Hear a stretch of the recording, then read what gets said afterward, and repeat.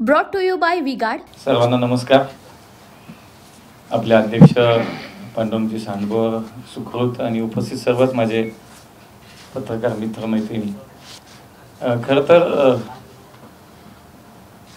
खासदार आणि मग मंत्री आणि मग हा सगळा प्रवास इतक्या कमी दिवसाचा, असा काही अजूनही विश्वास याच्यावरती काही बसत नाही. आणि आज शपथविधी झाला आणि मग 1.5 दिवसाची सुट्टी मिळाली म्हणून आज आपल्याकडे पुण्याला सगळ्यांना आज एकदा एक भेट होईल. आणि त्यातच पुण्याला आलो ना, आपल्या सगळ्यांना नाही भेटलो मग कार्यक्रमच होईल म्हणून ते विनोदाने घेऊया. हा, ते मगाशी एक किस्सा मी सांगितला असा की हे झालं आणि सगळं एकदम सगळंच बदलून गेलं. ज्याची काही सवय नाही ते सुरू झालं. धडाधड काय सॅल्यूट काय फॅल्यूट काय असलं काही ते वेगळंच सुरू झालं. मी अध्यक्षांना म्हणलो एक नवीन आम्ही डायलॉग केलाय आता तयार, जसं ते थप्पड से नहीं प्यार से डर लगता है साहब, तो डायलॉग आम्ही असा केलाय, बदनामी से नहीं इज्जत से डर लगता है.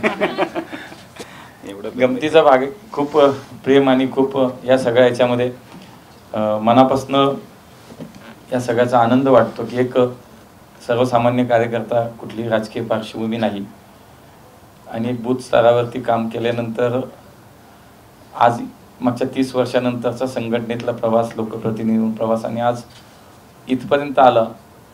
सकाळी विमानतळावरती आपल्या प्रसारमाध्यमाचे सगळ्या मित्रांनी विचारलं की कसं वाटतंय आता. मी त्यांना म्हटलं की आज इथं स्वागताला जवळजवळ 1000-2000 कार्यकर्ते इथं जमलेले आहेत. ते ढोल वाजतायत, नाचतायत, झेंडे फिरवतायत आणि घोषणा देत आहेत. तर मला आज एवढाच यात इथं पोचल्यानंतर मनामध्ये हा भाव आहे की ह्या 1000-2000 मधला मी गेल्या 30 वर्षामधला कार्यकर्ता इथं असायचो. या 1000-2000 मध्ये उनका बैकअप सिर्फ कल तक और हमारा चांद तक. हमारा नेता कैसा हो जो नॉन स्टॉप बैकअप दे वैसा हो. अब की बात वी गॉट इन्वर्टर बैटरी का चमत्कार. कुठलाही नेता आला मग तो राज्यातला येऊ, देशाचा येऊ, स्वागताला इथे येणं, तयारी करणं, झेंडे लावणं, बॅनर लावणं आणि इथं स्वागतात मग कुठून तरी गर्दीतनं नेत्यांनी माझ्याकडे बघावं, आपण नेत्याकडे बघावं, इथपासूनचा सुरू झालेला प्रवास. आज माझ्या स्वागतासाठी ते कार्यकर्ते, त्यातला मी एक होतो.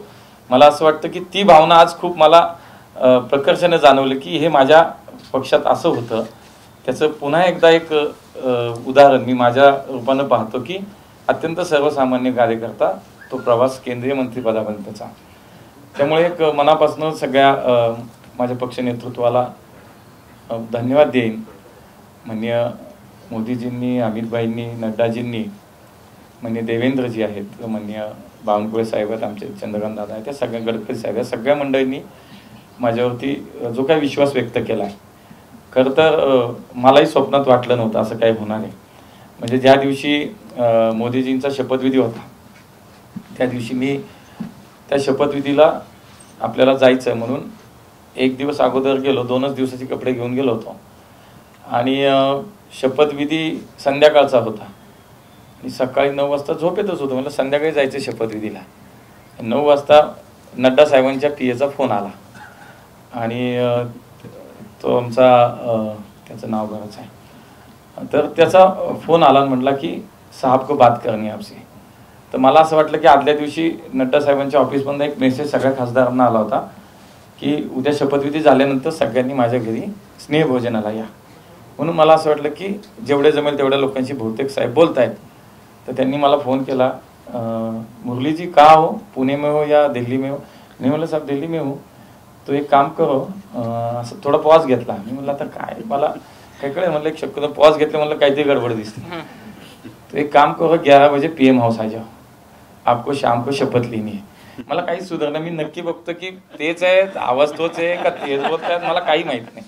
कारण अपेक्षितच नाही, कारण पहिली वेळ आहे, मी पहिल्यांदा निवडून आपण गेलो आणि पहिल्याच टर्ममध्ये असं काही होत नाही, 100% होत नाही. पण ते मला असं वाटतं की ते सगळं एकूण स्वप्नवत होतं, विश्वासही बसत नव्हता.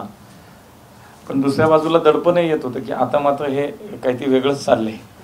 आणि मग PM हाऊसला गेलो, तिथं सगळ्यांना एकत्र बोलवलं, मोदीजी आले, आम्हाला सगळ्या जे काही शपथ घेण्याच्या सगळ्या मंत्र्यांना एकत्र बोलवलं. त्यांच्या पद्धतीनं त्यांनी आम्हाला मार्गदर्शन केलं, काही सूचना केल्या. तेवढ्या मधल्या वेळात घरच्यांना फोन केला की जमलं जे काही विमान मिळत असेल तर सापडत असेल तर या. आता थोडासा मग त्यांना 9:30ला कळल्यानंतर एक तासाभरात आवरून ते 11:15ला एअरपोर्टला पोहोचले. 11:15चं फ्लाईट त्यांना होतं ते मिळालं होतं. आणि म्हणून ते शपथविधीला आई आणि मुली बायको पोचल्या ते. पण हा इतकं सगळं अचानक होतं. याचं सगळं सांगायचं की काही विश्वास माझा त्या सगळ्यामधल्या 2-4 तासात मलाच विश्वास बसत नव्हता हे काय चाललं. भाइयों बहनों, उनके राज में पावर रहे अनस्टेबल और हम रखे सब स्मूथ और स्टेबल. हमारा नेता कैसा हो जो स्टेबल पावर दे वैसा हो. अब की बार वी-गार्ड AC स्टेबलाइजर का चमत्कार. PM हाऊसला डायरेक्ट एंट्री काय काय काय असं एकदम. आणि गेल्यानंतर मोदीजी म्हणले क्या पुणेकर कैसे हो म्हणल्यानंतर म्हणलं नक्की एकदम अजून बरं वाटलं की आज यांच्या टीममध्ये आपण काम करणार आहोत आणि संधी मिळतीये.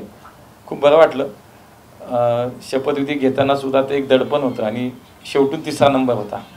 त्यामुळे ते एक दडपण होतं आणि कधीतरी संपवा आता पाठ करून करून चुकायला लागलो बहुतेक. हातात होतं माझ्या शपथ घ्यायची.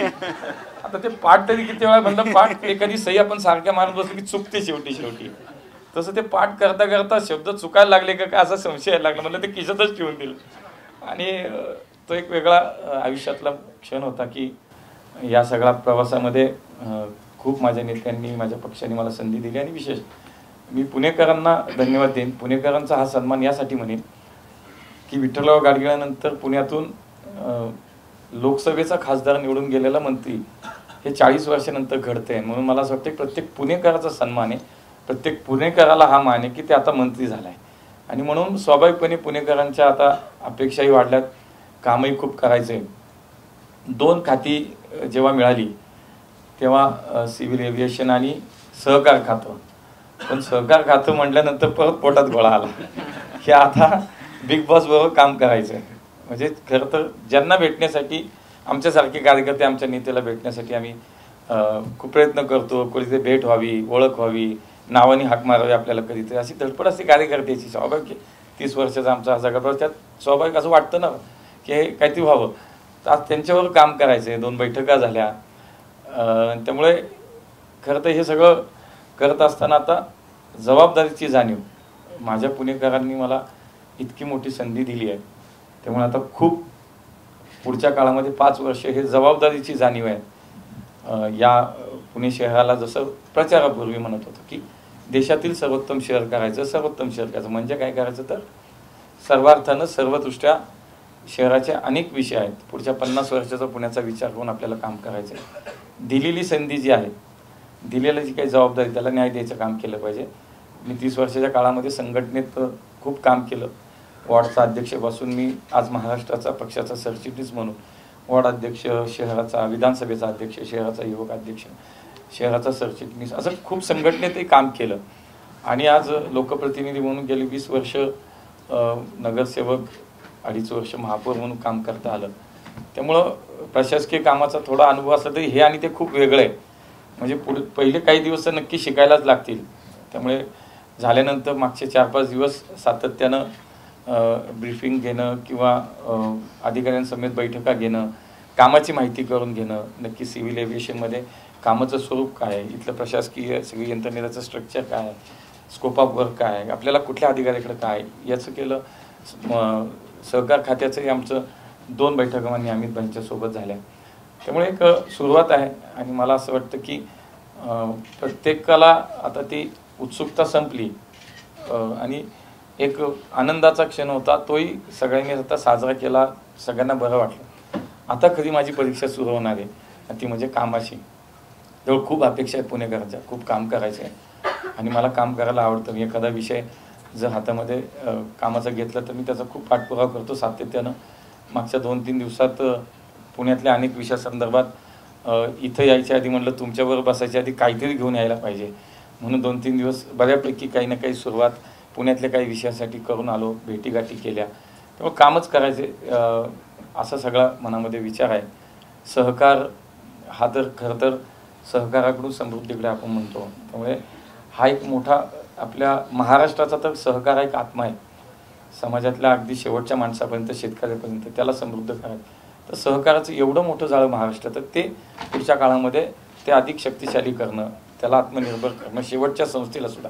म्हणजे देशात 8 लाख जर सहकारी संस्था आहेत तर त्यात फक्त महाराष्ट्रात 2.5 लाख आहेत. इतकं मोठं महाराष्ट्र. आणि म्हणून कदाचित मला असं वाटतं की माझ्यासारख्या कार्यकर्त्याला महाराष्ट्राने संधी दिल्याचं की खूप काम आहे, आता तुला कामाला लागायचं, तू काम केलं पाहिजे. आणि म्हणून या सगळ्या याच्यात खूप काम करायचं आहे. सिव्हिल एव्हिएशनच्या विषयामध्ये सुद्धा पुण्याशी संबंधित नवी मुंबईचं विमानतळ, पुरंदरचं विमानतळ, खूप काही गोष्टी आहेत. केवळ पुणे नाही, महाराष्ट्राने तर आता एक पुणेकर म्हणून, एक सर्वसामान्य कार्यकर्ता म्हणून देशाची सेवा करायची संधी मिळते. खूप बरं वाटतंय, मनापासून खूप बरं वाटतंय. आपल्या सर्व पत्रकार मित्रांना मी मनापासून धन्यवाद देईन की आपणही या ठिकाणी आज माझं स्वागत केलं आहे. ते आपुलकीनं प्रेमानं आहे. आणि मलाही निश्चितपणे आता तिथली मीडिया आणि हे रोजचं पाहिल्यानंतर तुमच्यात आल्यावर थोडंसं हायसं वाटलं, बरं वाटलं. आता थोडं आपल्या लोकांच्यात आलो, म्हणजे काही असो, असं असतं ते. ती एक भावना आहे. पुढच्या सगळ्या काळात पुणेकरांची साथ लागेल, आपल्या सगळ्यांची साथ लागेल. शेवटी मलाही काही एकट्याला सगळं कळतं असं नाही, मी शिकायचा प्रयत्न आता नक्की करणार. त्यामुळे आपल्या सगळ्यांची सुद्धा मदत अगदी दिल्लीच्या या सगळ्या कामकाजामध्ये लागणार आहे. पुन्हा एकदा आपल्या सगळ्यांना मनापासून खूप खूप धन्यवाद. जे काय पुणेकरांच्या अपेक्षा असतील त्याच्यावरती 100% काम करण्याचा प्रामाणिक प्रयत्न नक्की करेल. धन्यवाद. एवढं 1 to 1 ज्याला विचारायचं मी बोलेन. प्रश्नोत्तराला आपण सुरुवात करू. प्रश्न कोणाचे काय?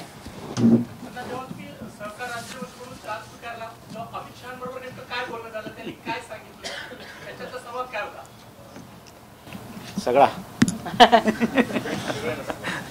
नाही, सुरुवात होती त्यामुळे थोडंच बोलणं झालं आणि ते फार कमी बोलतात. त्यामुळे पहिल्या दिवशी चार्ज घ्यायचा होता, ते कॅबिनेट मिनिस्टर म्हणून त्यांचा चार्ज घ्यायचा होता आणि बाजूला आम्हाला चार्ज घ्यायचा होता. आणि त्यामुळे त्यांचा चार्ज घेण्याच्या वेळेला भेटलो आम्ही सुरुवातीला. त्यांनी मलाही शुभेच्छा दिल्या आणि आता सातत्यानं थोडंसं काम करायला वेळ दिला पाहिजे असं त्यांच्या एकूण त्या बोलण्यातून होतं. 1.5 तास सुरुवातीला अधिकाऱ्यांची ओळख आणि असं आमचं 1-1.5 तासाची मीटिंग झाली. कालसुद्धा एक आमची बैठक ठरली होती सहकार खात्याची. नवीन एक राष्ट्रीय सहकार धोरण अमित भाईंनी गेले 3 वर्ष त्याच्यावर खूप काम केलं आहे आणि त्याच्या संदर्भात काल एक बैठक होती.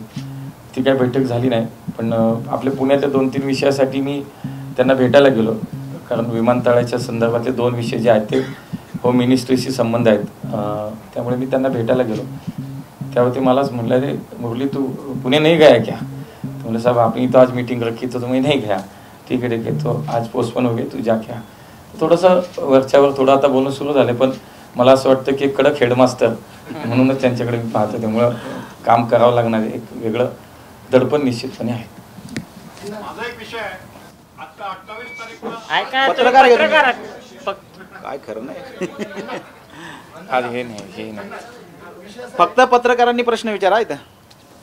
की तुम्ही आता मंत्री झालेला आहात आणि तुम्ही पुण्यातले पहिलेच मंत्री झालात असंही नाहीये, पण तरी हे मोहोळ वलय जे आहे ना, तर ते हे फार मला वेगळं दिसतंय. तुमचं आज सकाळी स्वागत झालं, तर याचं तुमच्यामध्ये काय कारण असेल?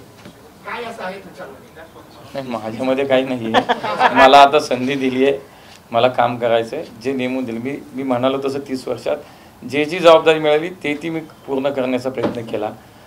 पश्चिम महाराष्ट्राचा माझ्याकडे प्रभारी म्हणून राज्याचा सरचिटणीस म्हणून जबाबदारी होती.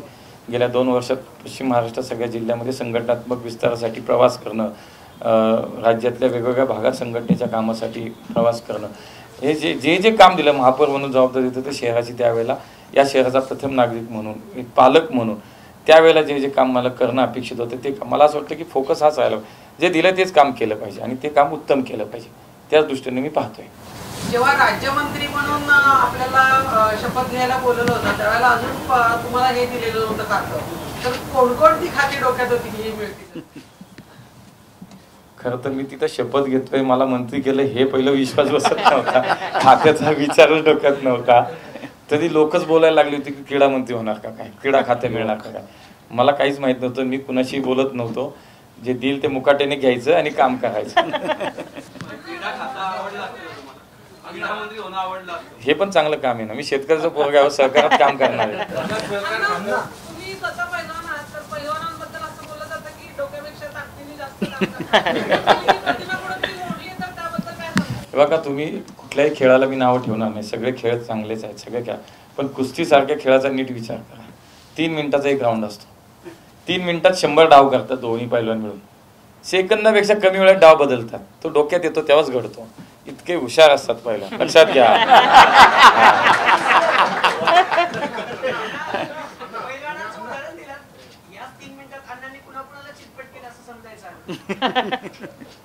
असं काही माझी भावना नाही. मी अत्यंत साधा सरळ कार्यकर्ता आहे. व्यवस्थित कुस्ती. हा, त्यामुळे कुस्तीचा आणि याचा कुठेही संबंध येत नाही. जे दिलंय ते करूया.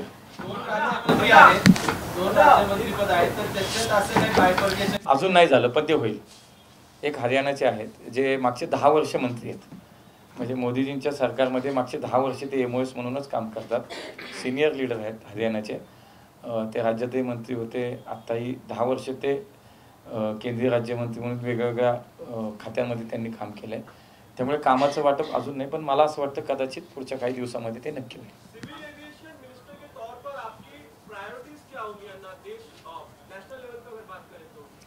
नहीं, नेशनल लेवल पे तो अभी तो शुरू हुआ है. मैंने चार्ज लिया है, बहुत कुछ काम करना है. तो मेरी प्रायोरिटी तो देश के लिए काम करना है, देश की सेवा करनी है. लेकिन पहले तो मुझे पुणे और महाराष्ट्र में जो कुछ 2-3 इश्यूज सामने है उस पर काम करना है. एक हमारा पुरंदर का एयरपोर्ट है, उस पर काम करना है. नवी मुंबई का एयरपोर्ट जो चल रहा है उसको गति से पूरा करना है. और हमारे पुणे का जो एयरपोर्ट है उसका रनवे का एक्सपेंशन हो, या जो हमारा टर्मिनल अभी बन के पूरा हुआ है उसको शुरू करना है. ये 2-3 पहले इश्यूज मेरे सामने है और उसके लिए मैं पिछले 4 दिन से बहुत काम वहाँ पे किया है. और बाद में मैं बताता हूँ. कशाचा कशाचा कुठल्या याचं? पुरंदरच्या बाबतीत खूप चांगली माहिती मी तुम्हाला 2 मिनिटात देतो. झालं की सांग, आहे माझ्याकडे, आणली आणि सकारात्मक सगळं आहे. सरकार राज्यमंत्रीपद मिळालंय. पश्चिम महाराष्ट्रामध्ये म्हटलं तर आपलं फक्त एक मंत्रीपद आहे आणि पूर्ण पश्चिम महाराष्ट्र फक्त म्हणजे सगळं सहकाराचं हे म्हणून ओळखलं झालंय. तर आता या खात्याला आपण जेव्हा पदभार स्वीकारला किंवा आता इथून पुढे विचार करतो तर आपल्याला कुठले आव्हाने वाटतं की इथं काम करतं? मी म्हणालो तसं की खरं तर सहकाराची पाळंमुळं अगदी खोलपर्यंत गेली आहेत आपल्याकडे. आपल्या राज्यामध्ये इतक्या मोठ्या संस्था आहेत, साखर कारखाने आहेत, संस्था आहेत, दूध डेअरी, हे सगळ्या याच्यामध्ये खूप मोठा व्याप आहे आपल्याकडे आणि म्हणून काम पण अधिक आहे. मला असं वाटतं की आत्ता आपण नेहमी म्हणतो सहकाराकडून समृद्धीकडे, तर खरं तर हे नवीन जे धोरण होतंय त्या धोरणाच्या माध्यमातून केवळ महाराष्ट्रच नाही, मला असं वाटतं देशामध्ये सुद्धा ही आपलं जे काही सहकार आहे, सहकाराच्या माध्यमातून समाज समृद्ध करणं, अशा पद्धतीनं खूप चांगल्या रचना, काही चांगले विषय त्याच्यामध्ये आणलेले आहेत. मी आज नाही सांगणार, पण ते मी त्याचं काही गेले 2 दिवस अभ्यास करतोय, वाचतोय. तर पुढच्या काही दिवसामध्ये ते धोरणही जाहीर होईल, राष्ट्रीय सहकारी राष्ट्रीय धोरण. त्यामुळे त्याच्यात खूप काय आहे. आणि शेवटी बघा, सहकाराच्या माध्यमातून दूध डेअरी असेल, विविध कार्यकारी सोसायटी असेल, जिल्हा बँक असेल, पतसंस्था असतील, याचं इतकं मोठी ताकद या राज्यामध्ये आपल्या. तर त्याला समृद्ध करणं, त्याला ताकद देणं, त्या छोट्या छोट्या घटकाला जर समृद्ध केलं तर खालचा शेतकरी, खालचा त्याचा लाभार्थी जो आहे तो अधिक सक्षम होईल, तो आत्मनिर्भर होईल. या दृष्टीनं खूप काही गोष्टी त्याच्यात आहे. आपल्याला या थोड्याशा ह्याच्यात काही सांगता येणार नाही. त्याला खूप काही गोष्टी आहेत, त्या सविस्तर एकदा आपण नक्की भेटून सांगू.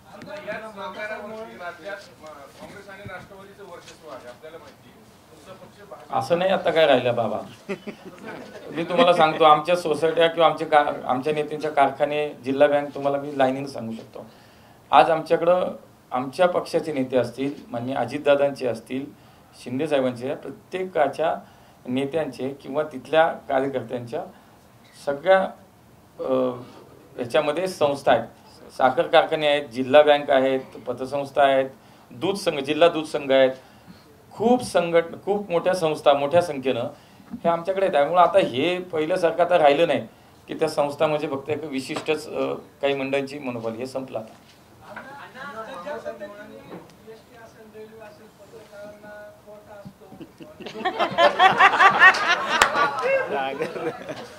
पहिलं मला काय कोटा एकदा बघू द्या, मग आपण पुढचा विचार करू. बारामतीमध्ये 2 खासदार आणि 1 डेप्टी सीएम आहे. त्या कोथरूडमध्ये 2 खासदार आणि 1 मंत्री आहे. त्याचा बॅलन्स कसा साधणार? 3+3 6 झाले ना, उलट जास्त झालं. बॅलन्स कशाला?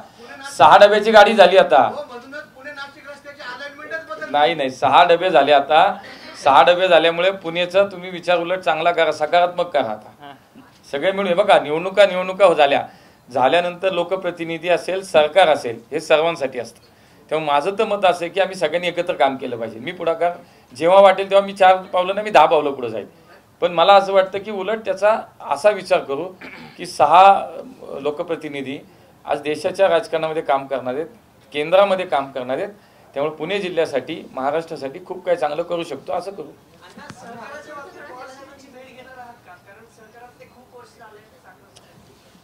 ज्या वेळेला मला असं वाटेल की खरंच मला एखाद्या विषयावरती काम करायचं आणि मला काही लोकांना भेटायचं, ज्याच्यामध्ये मला चांगली माहिती होईल, मला भेटायला काहीच अडचण नाही. सर्वसामान्यांना परवडेल अशी विमानाची तिकीट अद्याप नाहीये.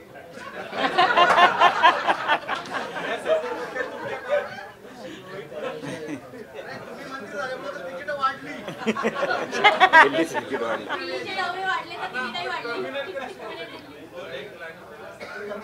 नाही आता याच्यावरती थोडंसं आता मला माहीत नाही, मला थोडा वेळ तर आता मला आज नाही माहिती आता काय करता येईल, बघू.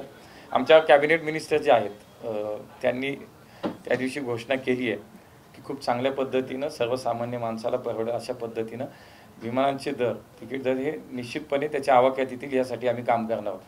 मला असं वाटतं की आमच्या मिनिस्टरनी त्या दिवशी चार्ज घेतल्यानंतर पहिल्या लगेचच हीच कमेंट केली आहे, हाच मेसेज दिला आहे. मला असं वाटतं ती ठीक आहे, लगेच बोललं म्हणजे आज झालं उद्या लगेच त्याच्यात काही विषय आहेत, काही अडचणी आहेत का, तांत्रिक काही हे आहे का, काही नियम करताना त्याला कुठल्याही पद्धतीची वेगळी अडचण आहे का, हे सगळं बघावं लागेल. हा बाबा काय ते बोलत होते?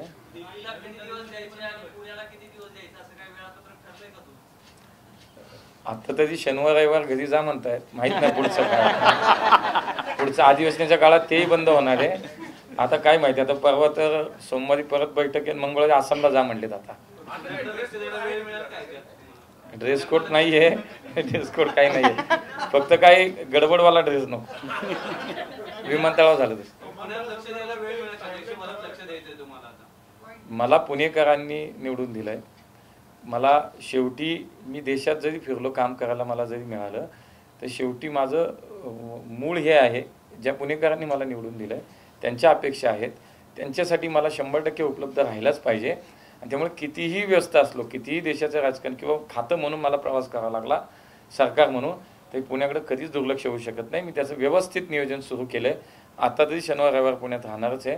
पुढच्या काळामध्ये जसं जसं अधिवेशनाच्या काळात थोडं कमी होईल, पण इतर वेळेत बऱ्यापैकी वेळ पुण्यात देता येईल आणि 100% कुठली तक्रार नागरिकांना नक्की राहणार नाही.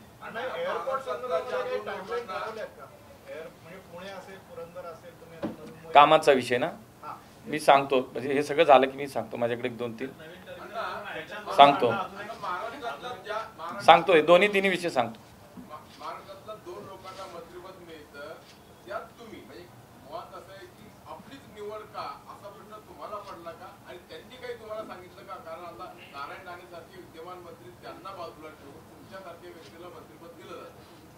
मी 30 वर्ष काढलीत ना संघटना, ठीक आहे. पण मलाही 100% मलाही असं वाटलंच नव्हतं की मी यावेळेला मंत्री होईल. एक खासदार म्हणून मला काम करायचं संधी मला लोकांनी दिली आहे, तेच माझ्या डोक्यात होतं. मला आता झालंय, दिली आहे संधी, दिली आहे जबाबदारी, दिली आहे. आता का दिली याच्यापेक्षाही दिली ते पूर्ण करू, आता त्याच्यात नको जायला. म्हणून मी काय असा विचार करत नाही.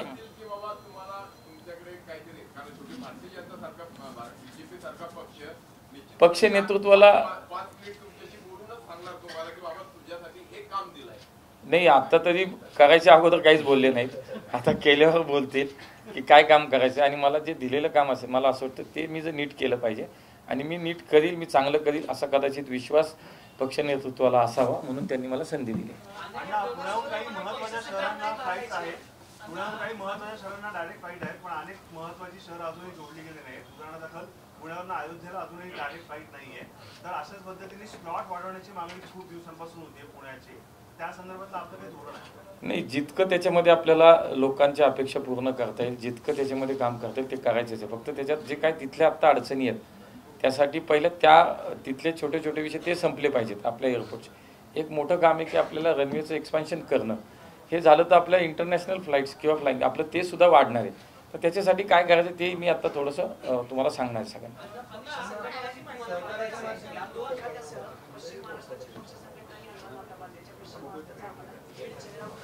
नाही, मूळ तर कार्यकर्ताच आहे, माझं पिंडच कार्यकर्त्याच आहे. त्यामुळे पक्ष सांगितलं की ते काम करायचं. उद्या म्हणाले की संघटनेचं काम करतं, संघटनेचं काम करायचं.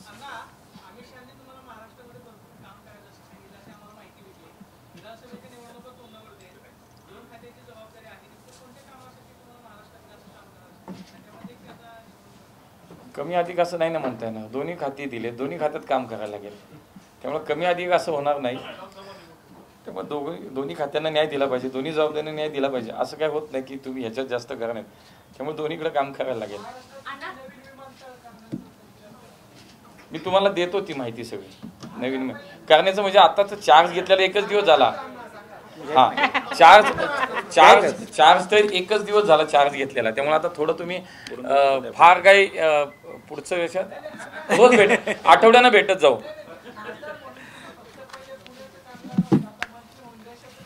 शंभर टक्के करावं लागणार आहे. तुमच्या समक्ष साक्षीनं करणार आहे, काळजी करू नका.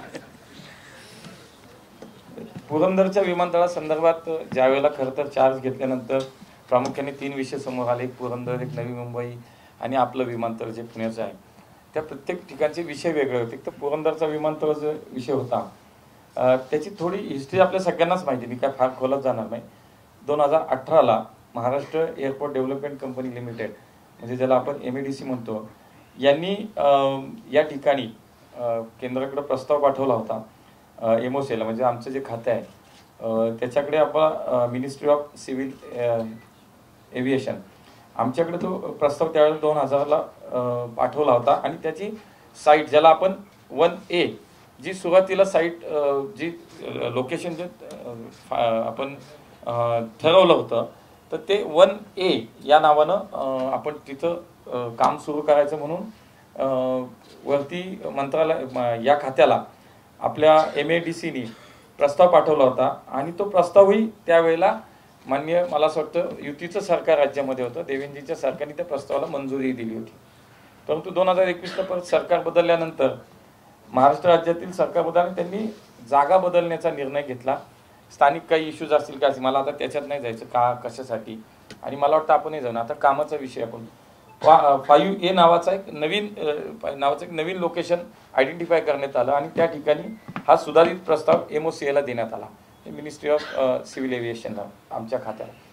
आणि त्यानंतर पुन्हा तर ते काही त्याच्यात पुढे काही झालं नव्हतं त्यावेळेला, काही त्याच्यात टेक्निकली अडचणी असेल का असं झालं. पण पुन्हा 2023ला सरकार बदललं आणि पुन्हा नव्यानं आलेल्या सरकारने पहिल्याच जागेचा आग्रह केला. 1Aचा जागेचा प्रस्ताव परत पाठवला गेला. मे 2024ला MODनी सुद्धा या ठिकाणी MADCला 1A साठी NOC दिली. म्हणजे MODचं सांगितलं जात होतं की मिनिस्ट्री ऑफ डिफेन्सच्या अडचणी आहेत, काही आक्षेप आहेत, त्यांच्या काही NOC लागतील. तर त्यावेळेला आता MODनी सुद्धा मे 2024 म्हणजे 2 महिन्यापूर्वी MODनी सुद्धा आता NOC दिलेली आहे. मला आत्ता सकाळी एक बातमी कळली. काल ही सगळी माहिती घेताना आमच्या खात्याचे साधारणतः जॉईंट सेक्रेटरी असतील, आमचे सेक्रेटरी असतील, त्याच्यानंतर DGCAचे काल सेक्रेटरी येऊन भेटले. म्हणजे आपली एअरपोर्ट अथॉरिटी ऑफ इंडियाचे काही प्रमुख डायरेक्टर काल येऊन भेटले. आम्ही सगळ्यांनी एकत्र या सगळ्या विषयावर चर्चा केली. मला असं वाटतं की आज सकाळी मला ही माहिती मिळते आहे की DGCAनी पुरंदरच्या एअरपोर्टला आता मान्यता दिली आहे. त्यामुळे director general of civil aviation हे खरं अथॉरिटी आहे, यांच्या माध्यमातून त्याला मान्यता दिली जाते. आज सकाळची माझी माहिती आहे. आता मी परत उद्या गेल्यानंतर परत याच्या मागे लागणार आहे. तर आता पुरंदरच्या विमानतळाचं जे पहिलं लोकेशन होतं ते जवळपास निश्चित झाले. मला असं वाटतं की MODनी सुद्धा त्याला NOC दिली आहे आणि आता DGCAने सुद्धा मान्यता दिली आहे. त्यामुळे पुढच्या काळात आता त्याला लँड ॲक्विजिशनसाठी राज्य सरकारच्या माध्यमातून आता पुढच्या कामाला मग आता मी म्हणाल तसं DGCA असेल किंवा एअरपोर्ट अथॉरिटी ऑफ इंडिया असेल किंवा महाराष्ट्र एअरपोर्ट डेव्हलपमेंट कंपनी असेल, या सगळ्यांना एकत्रितपणे पुढच्या काळामध्ये आता लवकरात लवकर एक बैठक घेऊन जागेवरची पाहणी करून ही प्रक्रिया वेगानं करण्याचा जो काही विषय आहे तो ॲज अ MOS म्हणून मला असं वाटतं की मी आता ते सुरू केलं आहे. मागच्या 2-3 दिवसात खूप बैठका, खूप माहिती घेणं ह्याच्यासाठी खूप वेळ मी दिला आणि आता ते काम निश्चितपणे पुढे 100% जाईल. जॉईंट सेक्रेटरी हे सगळ्या लोकांना आम्ही काल बसवलं, या पुरंदरच्या विषयात सगळी कागदपत्र काढायला लावली आणि त्या कामाची सुरुवात झाली, ज्याला हालचाल झाली. आणि खऱ्या अर्थाने मी केली म्हणून नाही, पण चालू होतं ते काम सगळं. राज्य सरकार आपलं पाठपुरावा करत होतं. मधल्या काळामध्ये एकनाथ शिंदे साहेबांनी पत्रव्यवहार केला होता, अजितदादांनी बैठक घेतली होती. हे चालू होतं राज्यामध्ये सुद्धा. असं नाही की मी आज तिथे गेलो म्हणून काहीतरी वेगळंच तीर मारला, असं नाही. पण हे काम चालू होतं आणि माननीय देवेंद्रजींशी 2-3 दिवस मी ह्या सगळ्या विषयावर चर्चाही केली की 3 विषय प्राधान्यानं मला असं वाटतंय. तर ते त्यांनी मला काही त्याच्यामध्ये इनपुट्स दिले आणि म्हणून मी 2 दिवस झाले या सगळ्यावरती काम करतो. त्यामुळे पुरंदरच्या विमानतळाच्या बहुतेक मला असं वाटतं की 99% टेक्निकली काही जे काही त्याच्यामध्ये अडचणी होत्या त्या आता पूर्ण झालेल्या दिसतात, संपलेल्या दिसतात.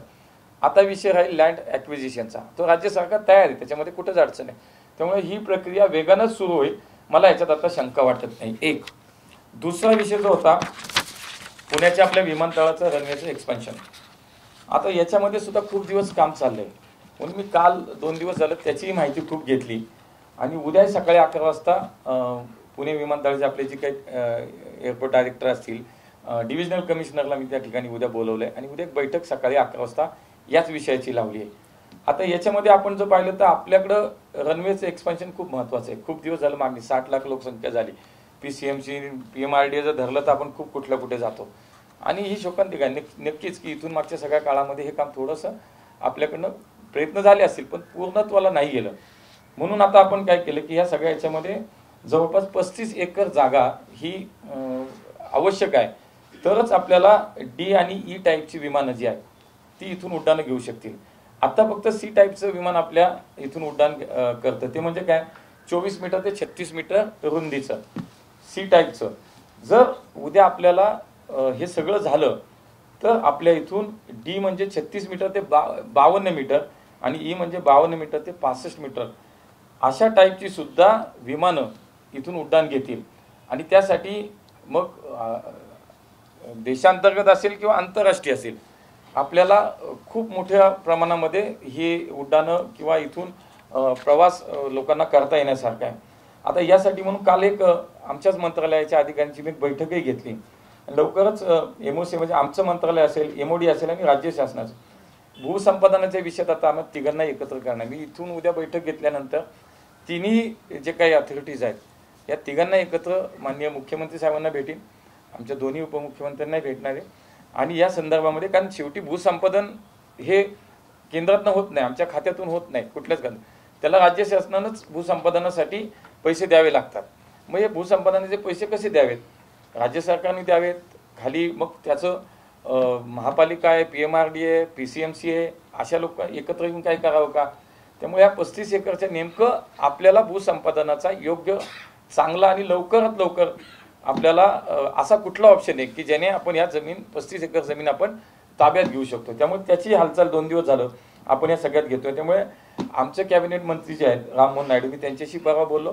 माननीय राजनाथ सिंग साहेब काल दिल्लीत नव्हते, मी त्यांचाही पाठपुरावा करतो, त्यांनाही पत्र दिलंय की राजनाथ सिंग साहेब असतील आणि आमच्या खात्यातले आम्ही दोघे मंत्री असतो, आम्ही एकत्रितपणे सगळ्या अधिकाऱ्यांसमेत भूसंपादनाच्या विषयात एकत्रित बैठक करू आणि राज्य सरकारचे प्रतिनिधी म्हणून जे कोणी त्याच्यामध्ये येतील त्यांना सोबत घेऊन लवकरात लवकर हा भूसंपादनाचा विषय संपला तर आपल्याला आपलं एअरपोर्ट जे हवं आहे आपल्याला अपेक्षित, आपल्या सगळ्यांची मागणी आहे, जे अपेक्षित आहे, जे शहर वाढले, त्यामुळे त्या पद्धतीस त्या दृष्टीनं आपल्याला ते एअरपोर्ट निश्चितपणे आपलं होईल.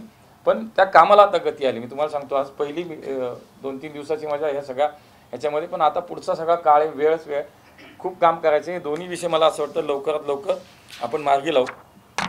तिसरं नवी मुंबईचं विमानतळ, त्याच्यातली बऱ्यापैकी माहिती आपल्याकडे, फार असं काही मला हे नाही. कालही त्या बैठकीमध्ये मी याही विमानतळाचा आढावा घेतला, कारण उद्या पुरंदरचं विमानतळाला थोडा वेळ लागेल, पण नवी मुंबईचं जर आंतरराष्ट्रीय विमानतळ लवकर झालं तर आपल्याला पश्चिम महाराष्ट्रालाही त्याचा खूप मोठा फायदा होणार आहे सगळ्यांना.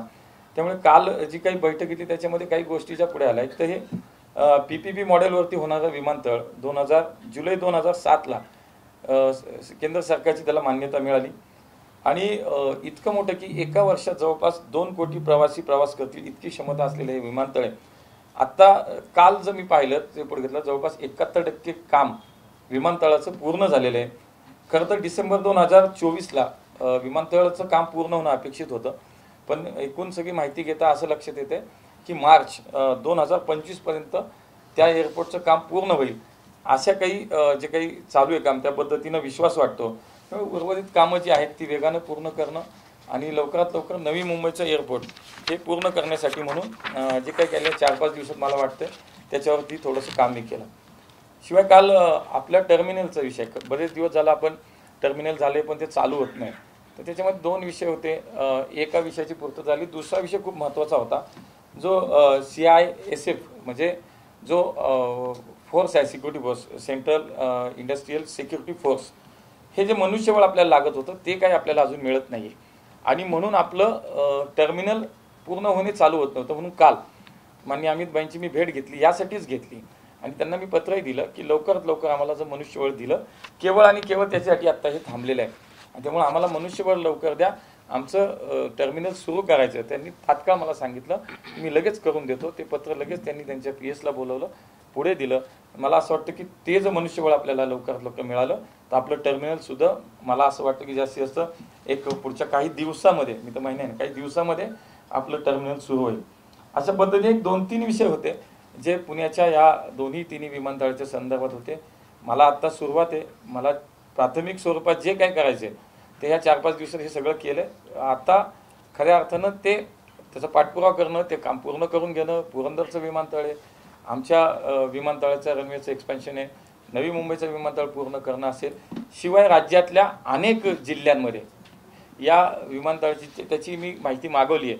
ती काय मला काल घाईत होतं त्यामुळे मिळाली नाही, पण राज्यातल्या वेगवेगळ्या जिल्ह्यांमधली जी विमानतळांची मागणी आहे, काही काम सुरू झाले आहेत, काही कामाचे प्रस्ताव आहेत, अशी सुद्धा सगळी माहिती गोळा करतोय आणि आपल्या राज्यातल्या सुद्धा ह्या विमानसेवा ह्या एकमेकाच्या सगळ्या आपल्या जिल्ह्यांना आंतरजिल्ह्यांना जोडणाऱ्या असतील किंवा काही ठिकाणी आपल्याला चांगली सेवा अजून चांगल्या पद्धतीने देतात, याच्यावरती सुद्धा पुढच्या काळामध्ये निश्चितपणे काम करता येईल. त्यामुळे मला असं वाटतं की सुरुवातीच्या काळामध्ये जे काही 3-4 मुद्दे मला वाटले ते मी केले.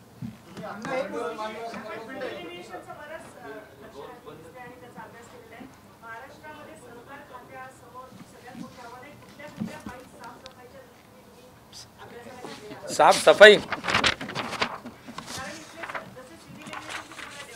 मी मगाशी म्हणालो तसं राष्ट्रीय सहकारी धोरण लवकरच जाहीर होईल. त्याच्यासाठी माननीय अमित भाईंनी गेले 3 वर्ष खूप काम केले आणि स्वतः त्यांचा रस सहकारामध्ये खूप आहे. म्हणजे खरं तर सहकार मंत्रालय वेगळं करणं हे त्यांना सुचणं, ही कल्पना प्रत्यक्षात आणणं, 3 वर्षात त्या मंत्रालयाला इतकी ताकद दिली आहे त्यांनी, इतकं समृद्ध केलं आहे. मी तुम्हाला सांगतो की मी आता तुम्हाला ते हळूहळू सांगेल कारण सुरुवातीला मला समजून घ्यावं लागेल. तर एक आहे की याच्यामध्ये सगळं आपण जर पाहिलं तर तळागाळातली जी काही सहकारी संस्था आहे, सहकारी चळवळ आहे, ती सक्षम आणि मजबूत करण्यासाठी मला असं वाटतं की या पॉलिसीचा उपयोग होईल. ती पॉलिसी समोर आली ना की मग तुमचे सगळे प्रश्न संपतील. कोण राज्यमंत्री होते? आचारसंहितेमुळे थांबलं होतं. आत्ता आचारसंहिता असल्यामुळे थांबलं होतं. निवडणुका झाल्या, चार्ज घेतल्या अमितभाईंनी त्या दिवशी पॉलिसीच्या विषयावरती मीटिंग लावली आणि त्याच्यावरती आता चर्चा सुरू आहे. लवकरच ते धोरण जाहीर होईल. सहकार विद्यापीठाच्या विषयातही मी बोललो. मागच्या वेळेला पुण्यात ते आले होते, त्यानंतर त्यांनी पुण्यात होईल असं नाही पण पुण्यात जाहीर केलं होतं की एक सहकार विद्यापीठ हे देशातलं आम्हाला करायचं आहे आणि मी वैकुंठबाई मेहतामध्ये ते सहकार विद्यापीठ आपल्याला करता येईल का याच्यावरती मी आता चर्चा करतोय. त्यांच्याशी मी वेळ मागितली आहे. पण जे काय होईल पण वैकुंठबाई मेहता जी आपली इन्स्टिट्यूट आहे ही त्याच्यामध्ये निश्चितपणे विद्यापीठ पुण्यात झालं काय आणि इतर कुठं पण त्याच तोडीचं त्याला दर्जा मिळेल, त्याच तोडीचं त्याचं स्टेटस राहील यासाठी तर 100% मी प्रयत्न करणार. रेखा येते.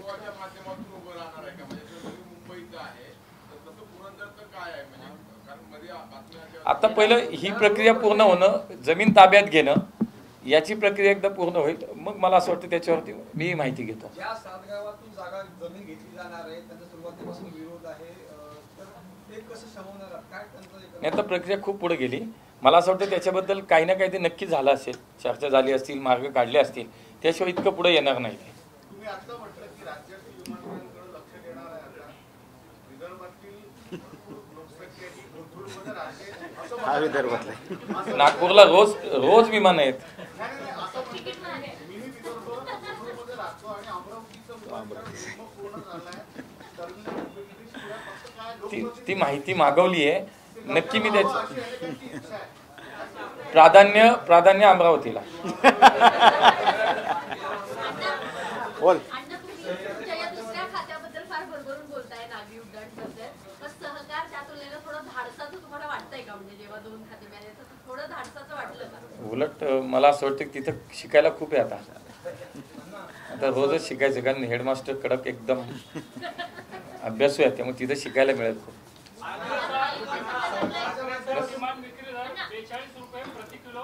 थोडं हळूहळू एका दिवशी सगळं संपलं तर कसं, पुढच्या आठवड्यात आलं भेटू नका. शेवटचे 2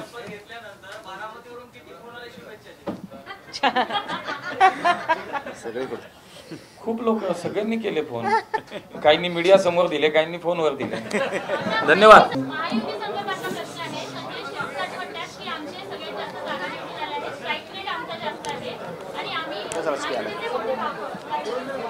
नाही, मी आता सरकारमधला एक भाग आहे, त्यामुळे मला असं वाटतं माझ्या कामासंदर्भात मी बोलीन.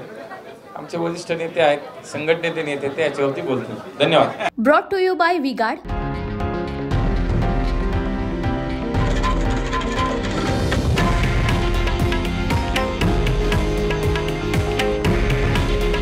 हे आहे देशातील नंबर 1 न्यूज नेटवर्क आणि आपण पाहत आहात TV9 मराठी. काळजी तुमची, हित महाराष्ट्राचं.